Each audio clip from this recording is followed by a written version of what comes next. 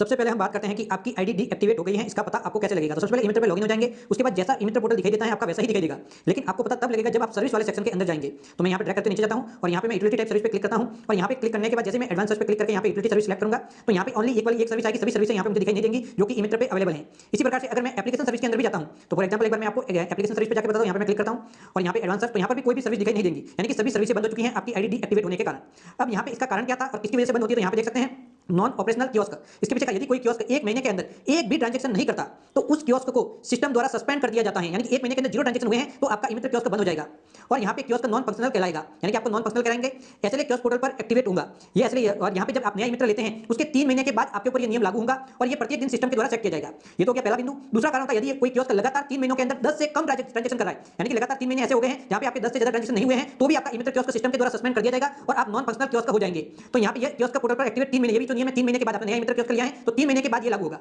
और ये प्रत्येक माह की जो पहली तारीख है उस दिन सिस्टम के द्वारा ऑटोमेटिक चेक होगा और ऑटोमेटिक आपका इमिटर कियोस्क बंद हो जाएगा। तो ये दो कारण होते हैं जिसकी वजह से आपका इमिटर कियोस्क बंद हो जाता है ट्रांजैक्शन के मामलों में। इसके अलावा भी अन्य कारण होते हैं लेकिन ट्रांजैक्शन की वजह से हो रहा है, तो ये दो कारण होते हैं जो कि आप कंप्लीट डिटेल में समझ चुके होंगे। अब अगर बंद हो गया तो आपको क्या करना होगा तो उसकी जानकारी भी यहाँ पे दी गई है। तो यानी कि ये ए और बी कारण की वजह से नॉन फंक्शनल कियोस्क को सर्विस बंद हो जाती है, यानी कि ए और बी, तो केवल कियोस्क एक्टिवेशन की सर्विस चालू रहती है, यानी कि उस मामलों में कियोस्क एक्टिवेशन की सर्विस आपके इमिटर पे दिखाई देगी जो कि मैं आपको आगे बताऊंगा। तो नॉन फंक्शनल कियोस्क निम्न अनुसार वापस सर्विस चालू कर सकते हैं, यानी कि आप वापस अपनी सर्विस चालू कर सकते हैं। तो इसके लिए नियम है अगर 0 से 3 महीने हुए हैं आपका इमिटर कियोस्क बंद हुए तो 500 रुपए का भुगतान करना है और आपका इमिटर कियोस्क एक्टिवेट हो जाएगा। तो ये सबसे आसान तरीका है, आपको इसी तरीके का इस्तेमाल करना है। अगर किसी के 4 से 9 महीने हुए हैं तो ये कियोस्क पे सुविधा उपलब्ध नहीं है, यानी कि 4 से 9 महीने हो गए हैं तो आपके पास ऐसी कोई भी सर्विस नहीं मिलेगी। उसके बाद 10 से 12 महीनों के अंदर 1000 रुपए का भुगतान करके आप यहाँ पे जो सिस्टम है उसके अंदर जो सर्विस है उनको एक्टिवेट कर सकते हैं। तो ये जानकारी यहाँ पे आपने पढ़ ली होगी। तो आपको जब भी आपका इमिटर कियोस्क बंद होगा 3 महीनों के अंदर अंदर 500 रुपए का पेमेंट करके एक्टिवेट करा लेना है, नहीं तो फिर आपको बाद में ज्यादा भुगतान करना होगा। लेकिन अगर आपका इमिटर कियोस्क बंद हुए 12 महीनों से ज्यादा समय हो जाता है और सर्विस चालू आप नहीं करवाते, यानी कि 12 महीने हो गए आपने सर्विस चालू नहीं कराई, आपके इमिटर कियोस्क आईडी सस्पेंड हुए, तो सिस्टम द्वारा स्थायी रूप से आपकी इमिटर कियोस्क को बंद कर दिया जाएगा और जो आप कियोस्क का ओनर है उसको 2 साल के लिए ब्लैक लिस्ट कर दिया जाएगा, यानी कि अगले 2 सालों तक इमिटर कियोस्क पे काम नहीं कर सकता, नई आईडी नहीं ले सकता। 2 वर्षों के बाद नया कियोस्क लिया जा सकता है, 2 साल के बाद आप एक नया इमिटर कियोस्क खोल सकते हैं। तो ये नियम भी आपको पता होना चाहिए।